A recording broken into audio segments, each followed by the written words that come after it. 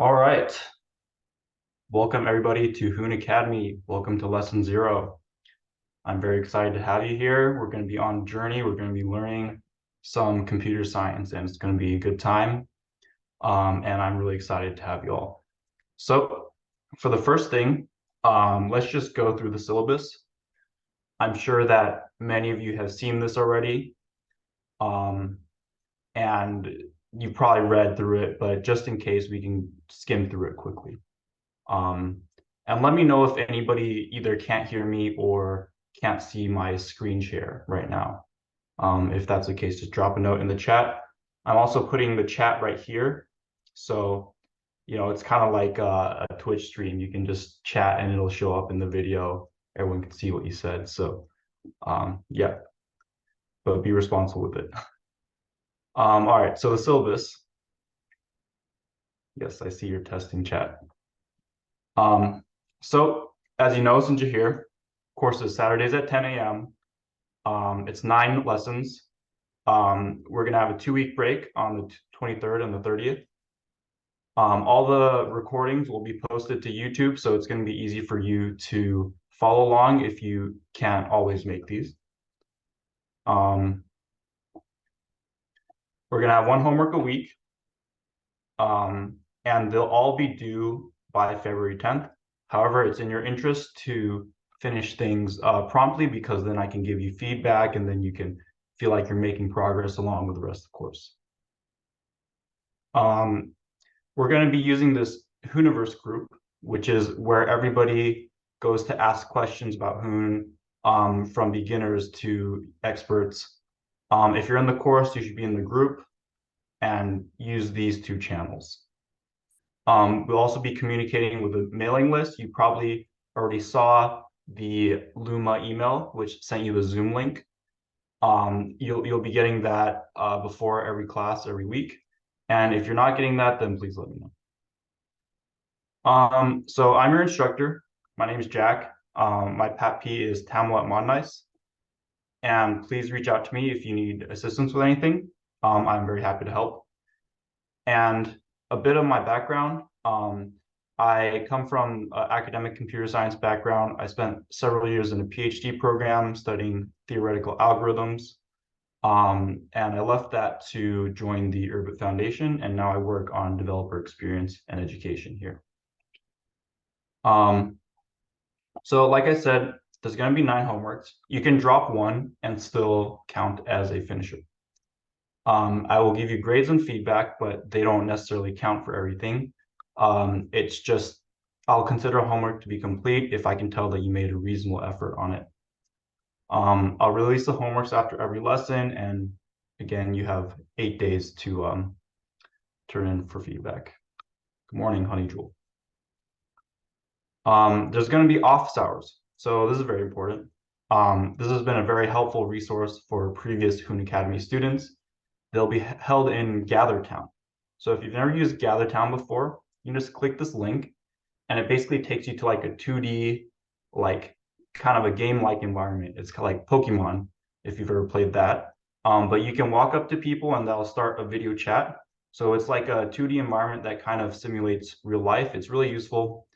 And we're going to have a room there where you can just go, and I'll have office hours for an hour. The times are going to be Monday at 5 Eastern time and Friday at 10 Eastern time. And here in the other time zones.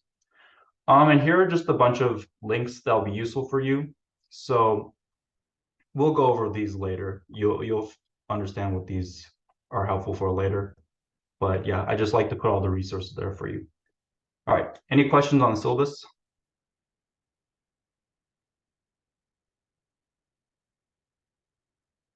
If not, then happy to get started with the content of the course. All right. So this here.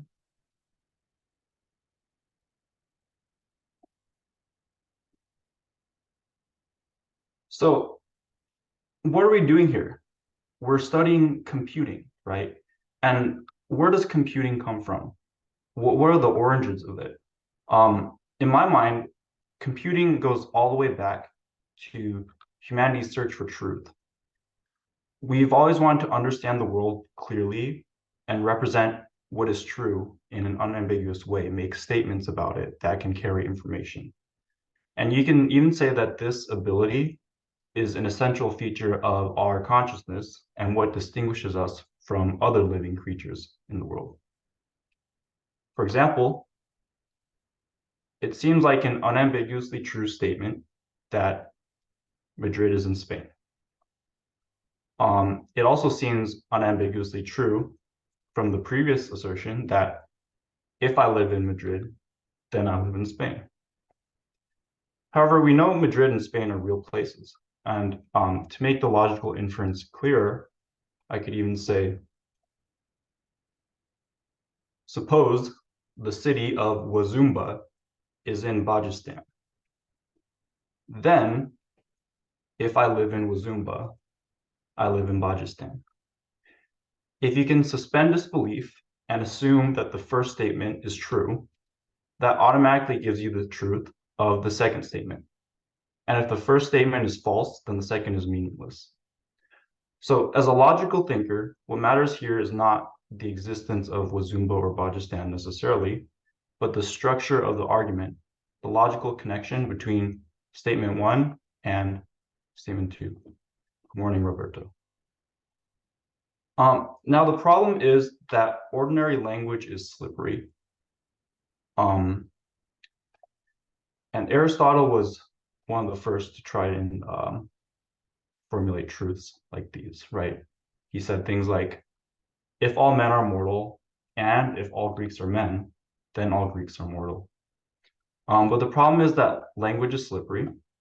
So most of the speech that we use on a day-to-day basis doesn't fit neatly into the buckets of logic. For example, if I say chair, everybody here knows what a chair is, right?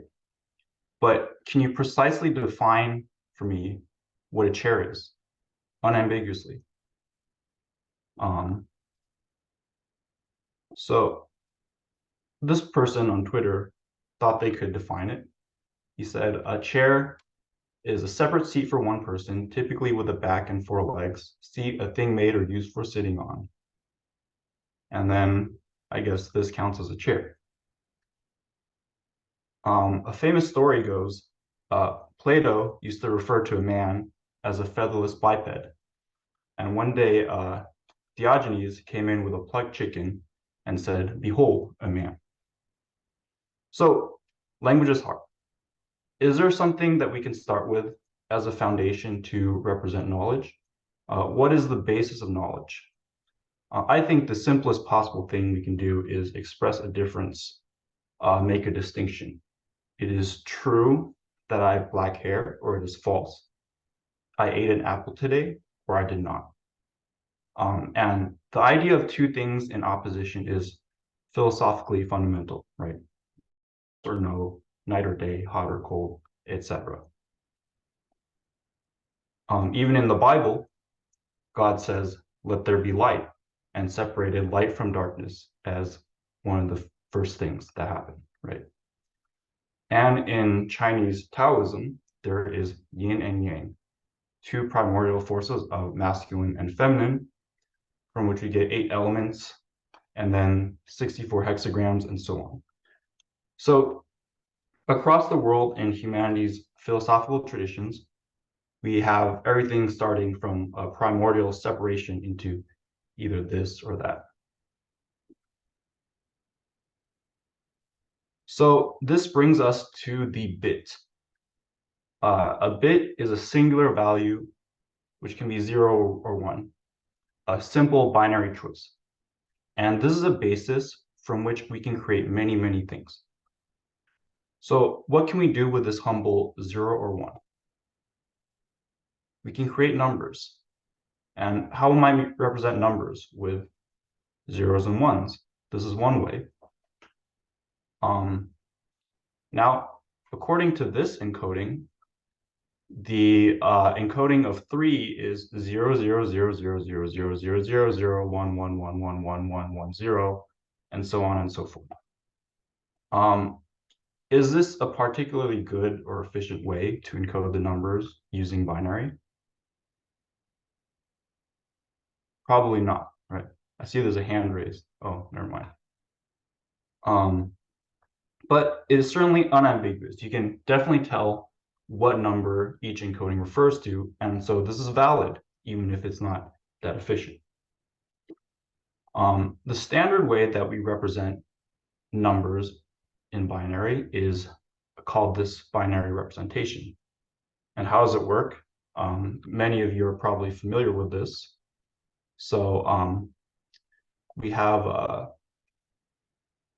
here's how it works. So we have a ones place. If you have a 1 here, that means your number has a 1. We have a twos place. If you have a 1 here, that means your number has a 2. If you have a fours place, if you have a 1 here, that means your number has a 4, and so on and so forth.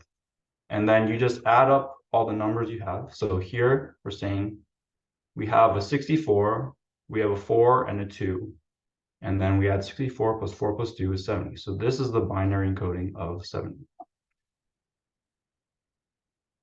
So how about this sequence of bits? According to what we just learned, we might say, okay, I decode this as the number 427,603.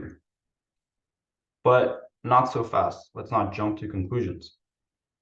If we use a different decoding scheme to interpret the bits, for example, if we interpret 01101 as M, 00001 as A, and so on and so forth, this is an encoding of the word Mars. And under this encoding scheme, it's an encoding of the word cars. So the important lesson here, it's not the data by itself that is what matters, but the data only becomes meaningful through the rules that we apply to interpret the data. And you can interpret a sequence of bits in infinitely many ways. It can be a number, it can be words, it can be a data structure, it can be an image that you see on your screen. All these things depend on the interpretation. And as an analogy, a piece of DNA isn't a person by itself without all the proteins and RNA and biological structure that work to transcribe the DNA into a whole organism. So that gives us a taste of how information might be stored on a computer.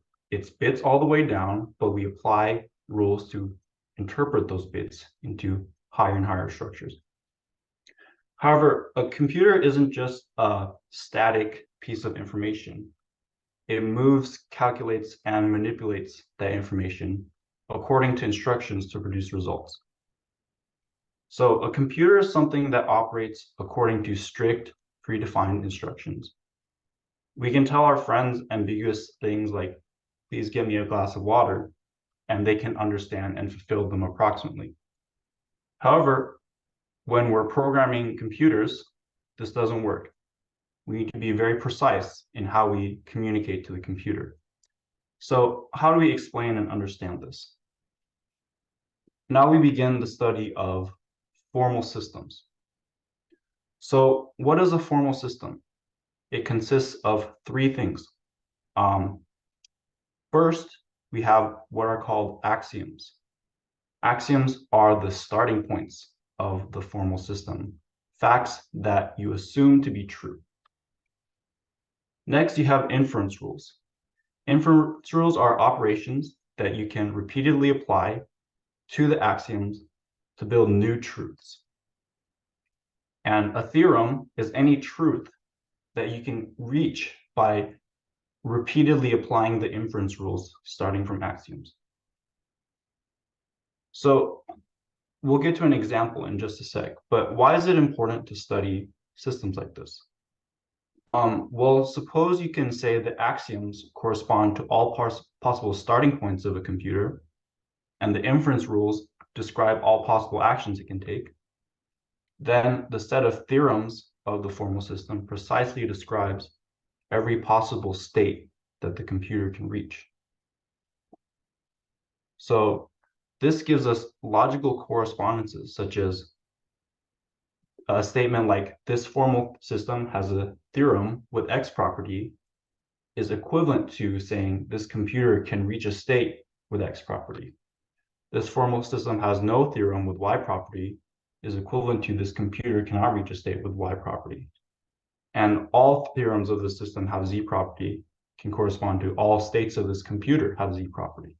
So you can say, you can prove things like it is possible for this computer to reach a certain state, or it is impossible for a computer to reach a certain state, such as crashing. And those are useful things to prove about computers. So formal systems are very powerful tools for modeling and reasoning about computers. And if I can briefly return to humanity's search for truth and understanding, if you believe that your formal system accurately corresponds to some aspect of the world, you can make broader statements like, if a formal system has a theorem with X property, then X property is true about the world, and also in reverse. So let's look at a simple example of a formal system to try and understand this better. So here's our system. The axiom, we just have one axiom. It's the string capital M, capital I. Okay. We have three rules for how to produce theorems starting from the axiom. Rule 1 says, given a string with last letter I, the same string with U added to the end is valid. Rule 2 says, given a string starting with M, doubling the substring after M produces a valid string. And rule 3 says, given a string with I as a substring, replacing I with U produces a valid string. So can anybody tell me a theorem in this formal system? Yes, Derry, go ahead. Could you do MII? MII with, what are the rules you applied to get there? Rule 2? You apply rule 2. Yes, exactly. Great. So did anyone else have an example of a theorem? MIU, if you Yep. apply rule 1. Exactly. Yep. Great. So you guys are more or less understanding what's going on here. So And it could be sorry, it's like we could say it's ABC because the theorem doesn't necessarily need to be correct, right? yeah, are you saying that you can replace the letters MIU with ABC, for example? No, just is this okay in this context to talk about an incorrect theorem? Or should they ever be logically follow from the rules? Could we, in this context, is it valid to talk about incorrect theorems? Yes, you can talk about, well, you have to formulate that in the language of the system. For example, you could say this state is not reachable in this formal system, right? This string is not a valid theorem of this formal system. So like ABC, for example, that string is not a valid theorem because you can't reach it from the axiom and applying the rules, right? Is that kind of what you're thinking?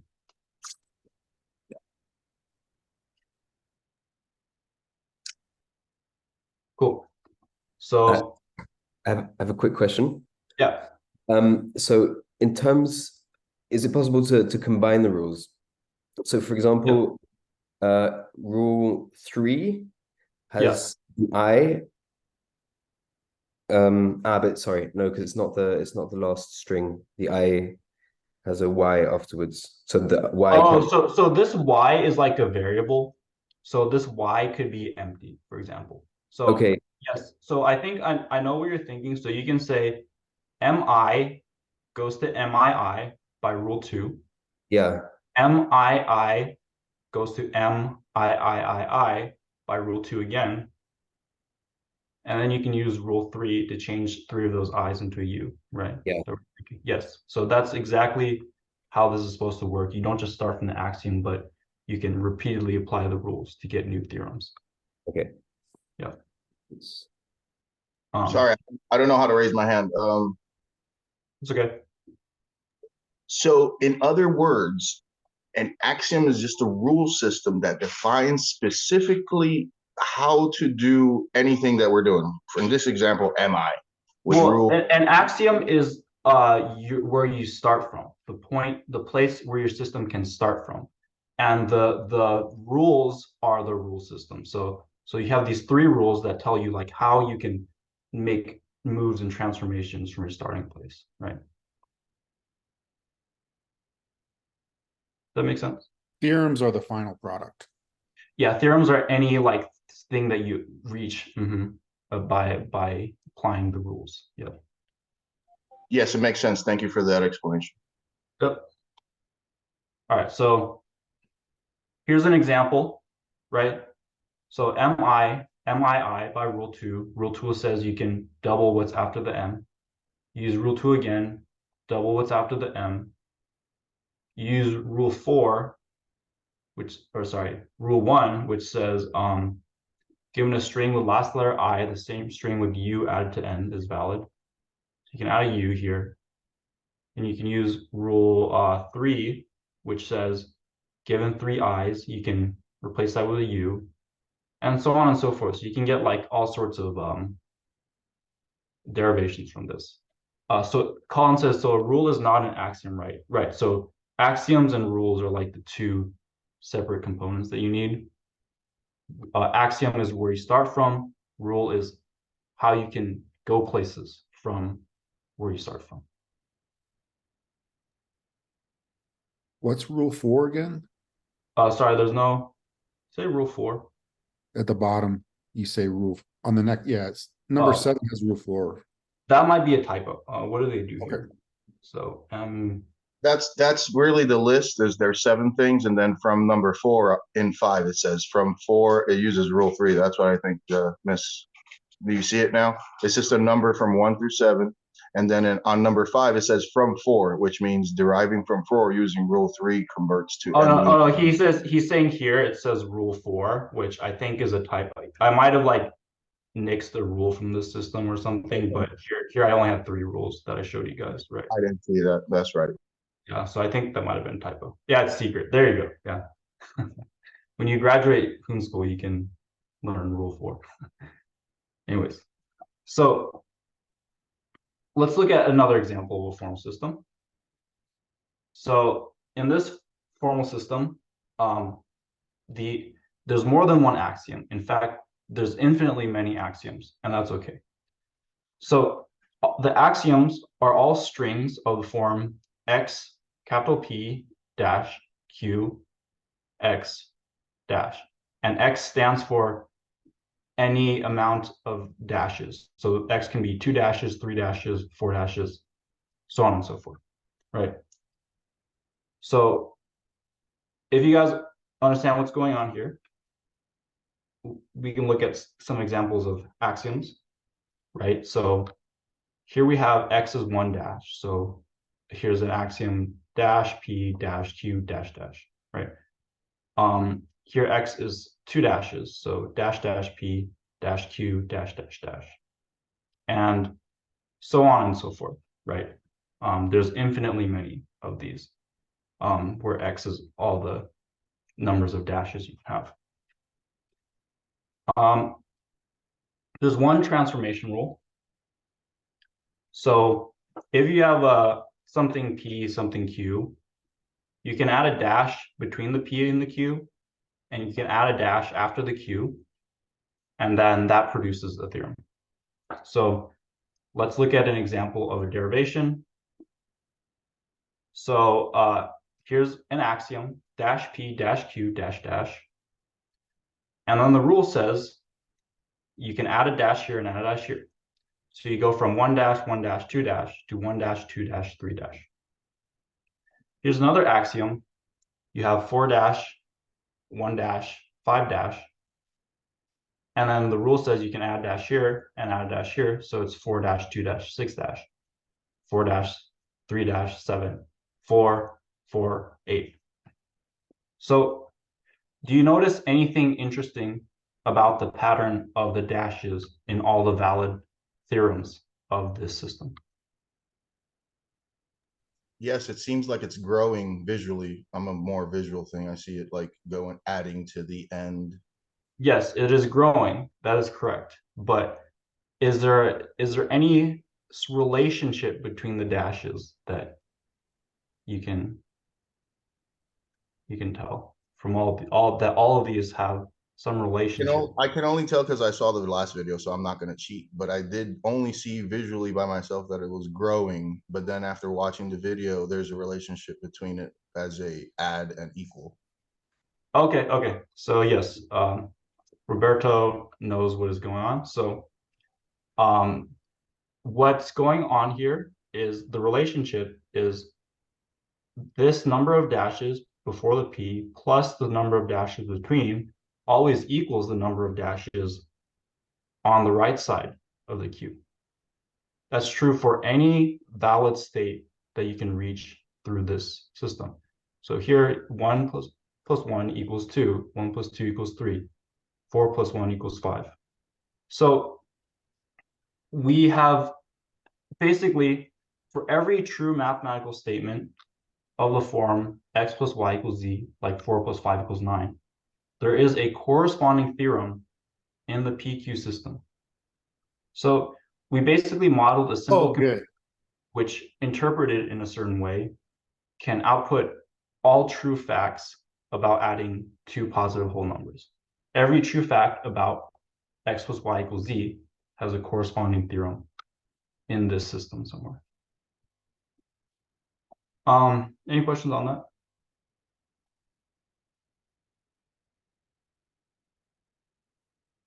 Cool. So let me show you one more system. So its theorems look like binary trees of numbers and the words add, sub, mul, div. And its axioms, the starting points, are also the same. So trees that look like this, and A and B can be also their own trees and so forth. So here's some examples, like just number 5, just a number, mul, 2, 3, mul, add. These are all axioms that the system can start from. And there's some transformation rules to the system as well.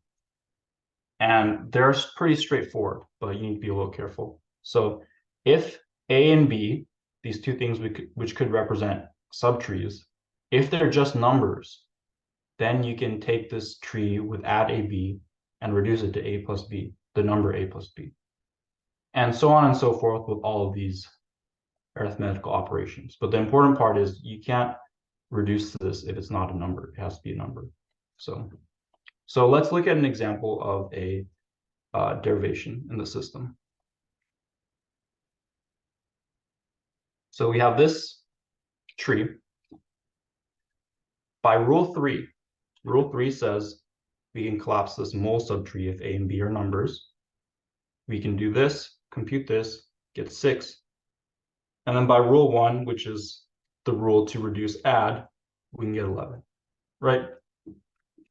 So we have a simple system here which models arithmetic. Let's zoom out a little bit. So what exactly is a computer? You sit down to a computer and there's a lot of possible things you can do. You might click on a button, you might put some value in a form. It doesn't know what you're going to do next, but the computer's job is to produce an appropriate response for any possible input you might give it. So you might think of a computer as a process which maps inputs to outputs. How will we model this in a formal system? So how about this? According to the rules of our arithmetical system, this tree cannot be reduced. Why? Because x isn't a number. So that means we can't reduce this subtree.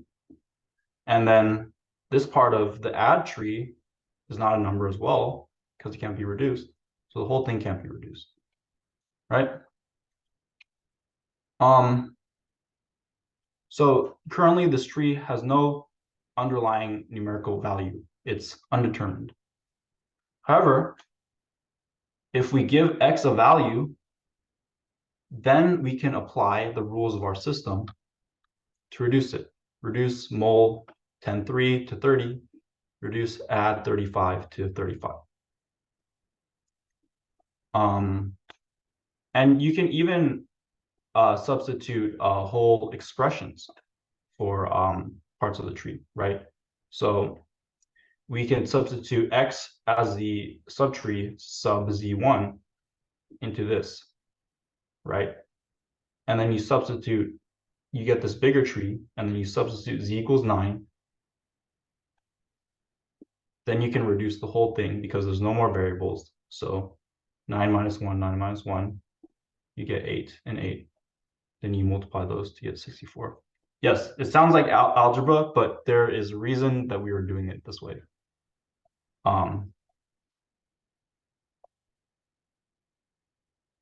So, and you could also do these substitutions in a different order, right? So you could have substituted 9 into X first to get 8, which is the value of X on 9. And then you could substitute that into this tree. So, and you get 64 in the end. So that's two ways of doing the same computation. So why are we doing all this? Yes, there's people saying it's algebra, right? But it turns out that I've just introduced you to the idea of functional programming. Functional programming is a way to think about programming where everything is a function, a map from inputs to outputs. And here are the arithmetic operations we just covered, written in a functional language pseudocode. Colin says we don't need to have an axiom which says, oh yes, substitutions are allowed. So I'm glossing over a lot of things in order to speed run the formal logic to functional programming pathway. But yes, if you wanted to teach this in a more expansive course, you would specify details such as that. But yes, here are the two functions that we just covered in that reduction, written in a pseudocode, right? So these are functions, and their composition is also a function as well. What does this mean? This means we're going to give the input z to function 1, and then we're going to take the output of that and feed it as the input to function 2. And then by the process of doing that with 9, you get 64 coming out, right? Does that make sense to everyone?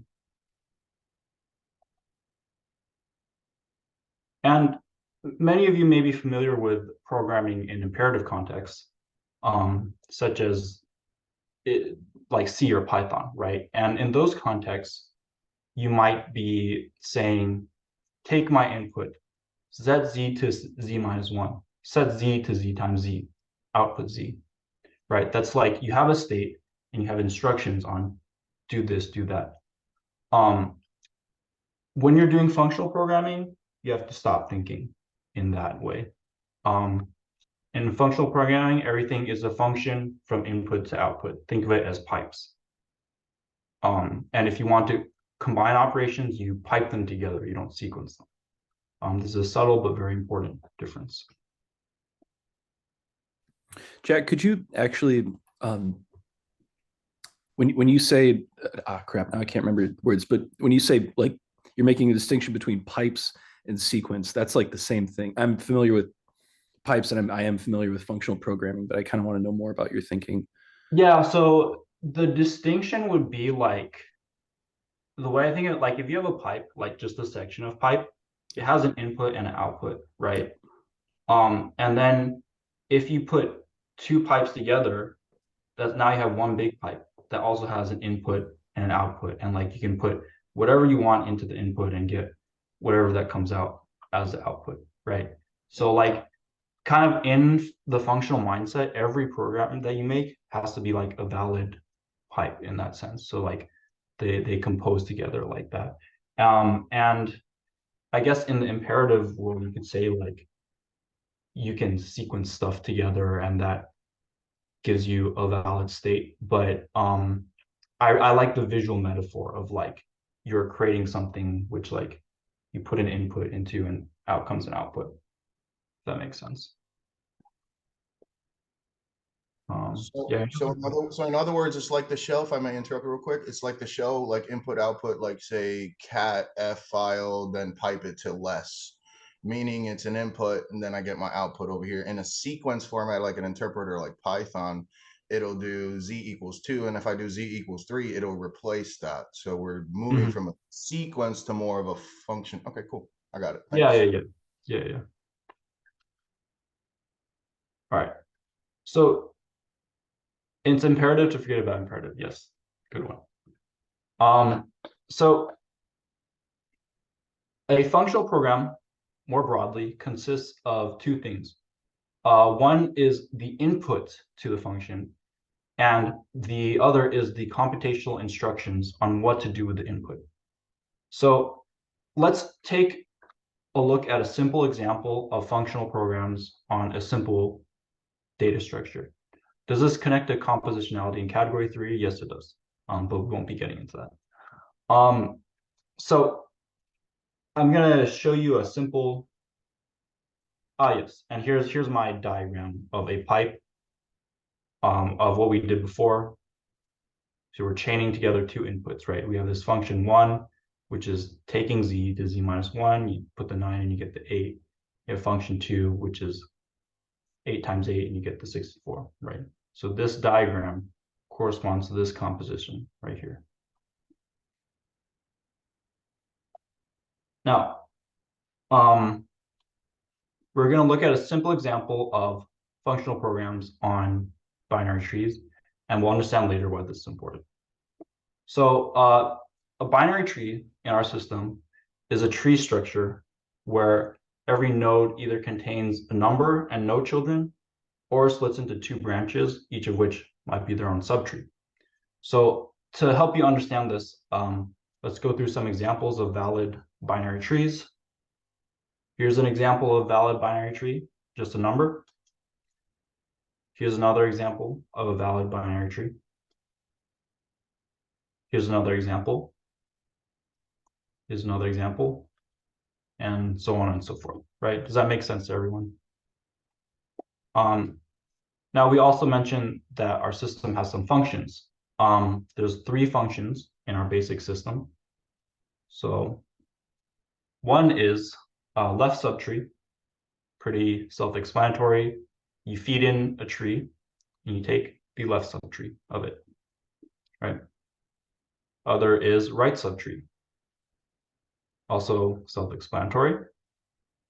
It takes the right subtree of the tree you fed in. And finally, there's increment.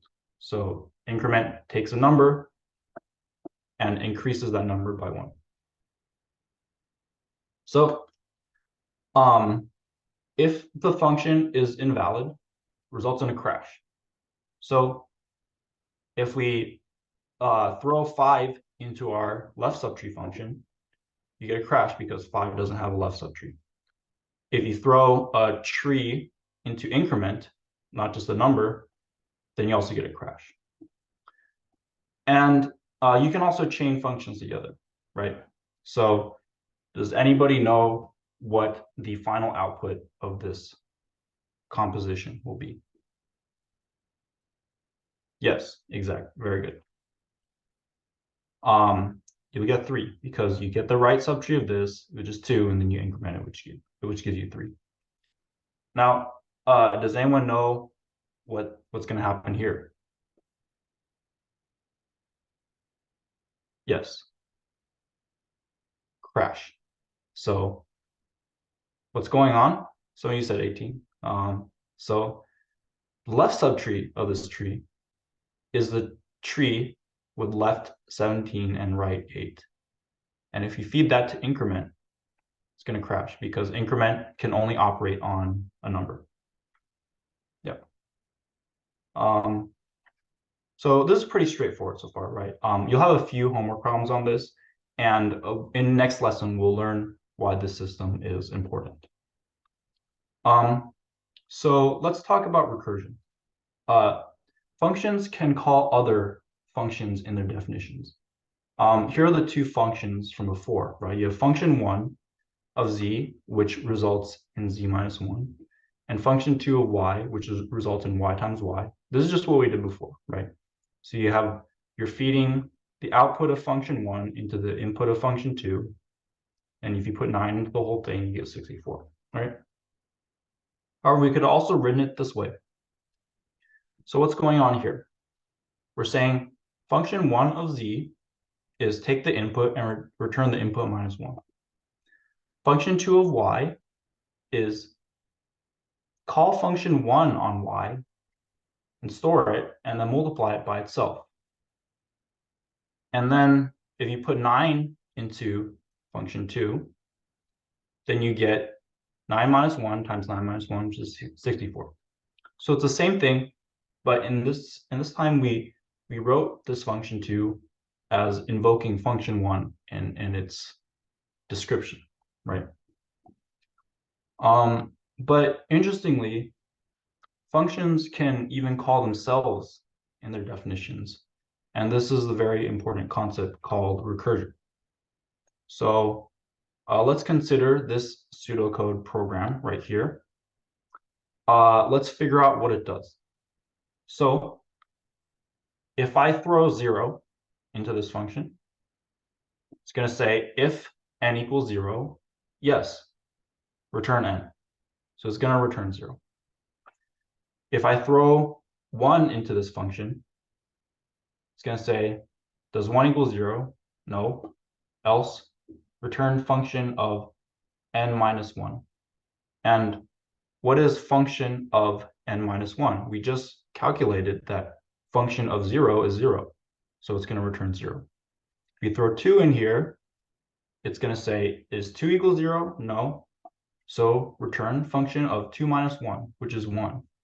But we also just calculated that function of 1 is 0, right? Function of 1 is 0 because function of 0 is 0. So that means function of 2 is also 0. And we can follow this logic for all the natural numbers, all the numbers 1 through infinity. And we can say that for any number you give this, it's going to return 0, right? Yep. Recursion can have a danger though. So let's try to understand what's going on in this function, which is slightly different, right? So if we feed it a 0, it's going to say if n equals 0, return n. So it's going to return 0. Fine. If we feed it a 1, it's going to say if 1 equals 0, no. Else function 1 plus 1, which is 2. What is function of 2? Function of 2, does 2 equal 0? No. So function of 2 is the same as function of 2 plus 1, which is 3. And yes, exactly what Ethan is saying. There's no base case here. There's nothing for this series of calls to collapse to. So if you throw 1 into this function or 2 or any bigger number, it's never going to give you something back. The computer will never return something. Yep. So in programming, it's often important to consider how many operations it takes to compute a result. So let's return to our previous example. How many calls to the function does it take to compute function of 0? Does anyone know? Yep, takes 1 call to the function to compute function of 0 because you put in a 0, it takes this branch and just returns 0. And how many calls to the function does it take to compute function of 1? 2. Yep, because you call it once, it looks at this, it says nope, and it goes here, and then it calls the function again. And how about for a function of 2? How many calls the function before it returns something? 3. Yep. So in general, if the input you give this function is n, the number of calls is n plus 1. Yep. So we call this in computer science a function that takes order n time to compute. For an input of size n, it takes a time to finish that scales up by a factor of n. Yes, we're briefly covering big O notation. Now look at this. Let's look at this function. It's a bit trickier. What does it do? What does this function do, first of all? So if we throw 0 in here, if 0 equals 0, no. So we're going here. Or sorry, if 0 equals 0, yes. So it returns 0. So if you throw 0 in here, it returns 0. If you throw 1 in here, does 1 equal 0? No. So you go here.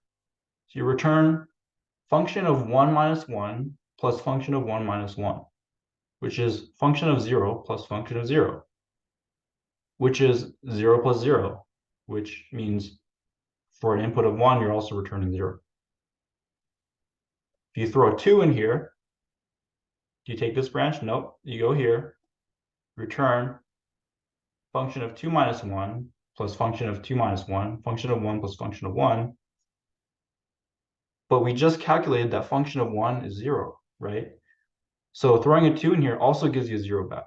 So this function does the exact same thing as our last function in terms of inputs and outputs.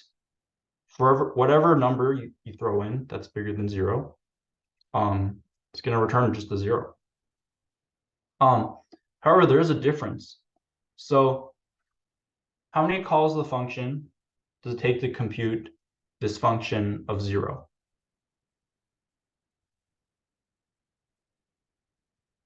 One. Yep.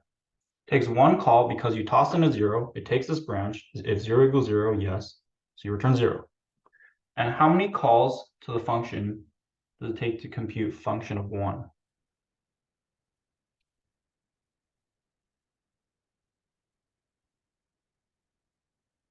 Yep. Takes 3 calls because you put a 1 in here. That's 1 call. And you go to this branch and you call the function on 0 and you call it on 0 again. So it's 3. And how about on an input of 2? How many calls is that going to take?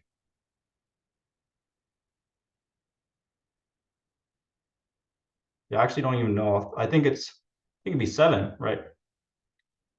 I think it'd be 7 because if you put in a 2, that's 1 call, right? It's going to go here and it's going to calculate function of 2 minus 1 twice.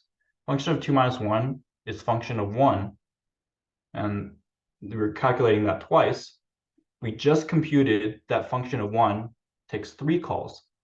So we're taking 3 plus 3 plus 1 call, which is 7 calls to compute function of 2. And in general, a function of 3 is going to take 15 calls. And this growth pattern is an exponential growth pattern. For an input of n, it's going to take on the order of 2 to the n calls for this to return. So this is very different from the last one, right? Because in the last one, if you toss in a 10, it'll take 11 calls. But in this one, it just looks a little different. But it'll actually take about 2 to the 10th power calls to return on an input of 10.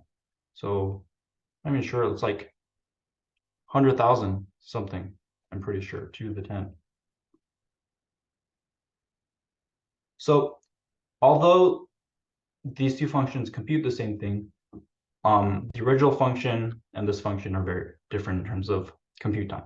And that's something to keep in mind when you are writing functional programs, is sometimes you can optimize these things to take less calls and save your compute time.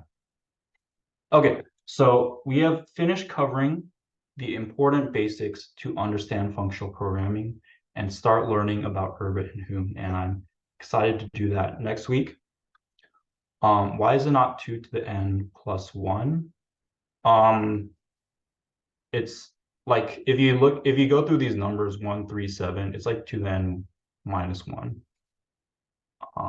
Yeah, because like 2 to, or sorry, it's 2 to the n plus 1 in parentheses. Okay, I'm not gonna, like, this is, the details of this are not important for this class. If you guys want to figure out the math, you can, but the important part is it's growing like an exponential curve, right? Okay, so the final part of our class is a short introduction to software development. So there's just 3 things I'm going to cover. Many of you may already be software developers, so you know it, but if you don't, we want to get you up to speed. So number 1, you need a development environment. To write software, you need to be able to write text and save it as a file. That's it. So technically, you could even write it in, like, you could write code in Notepad, anything that lets you edit text files, but that wouldn't have a lot of affordances to help you, right? So most people use software called an IDE, or an integrated development environment, and there are many options on the market, like VS Code, Vim, Emacs, Xcode, and many others.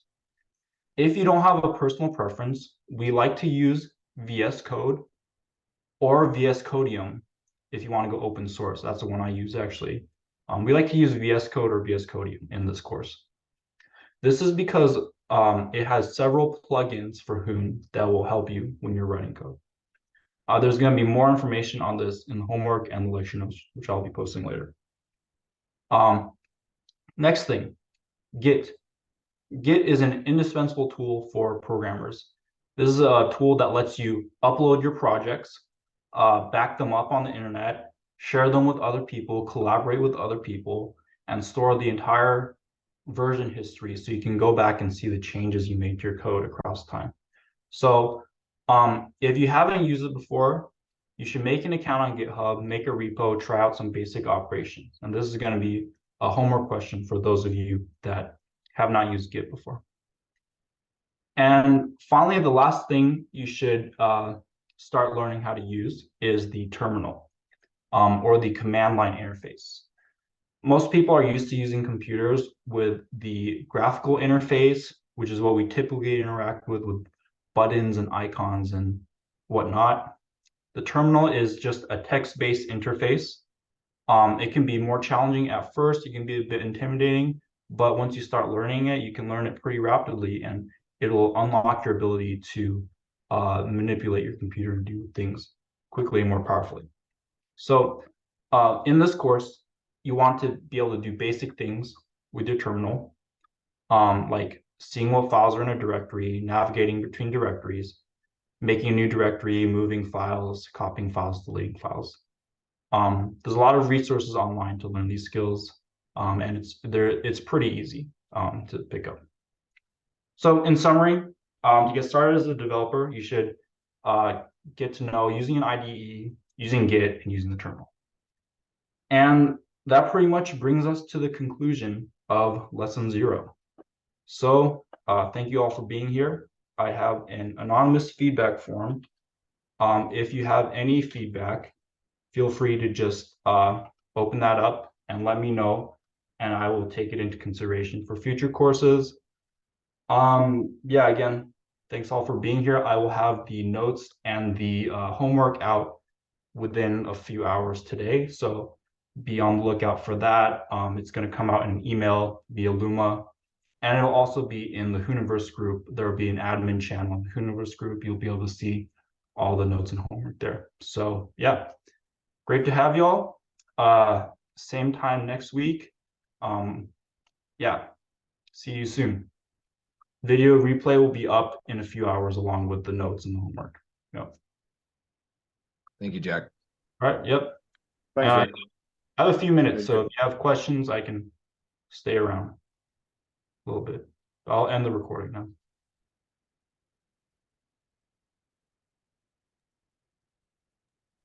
What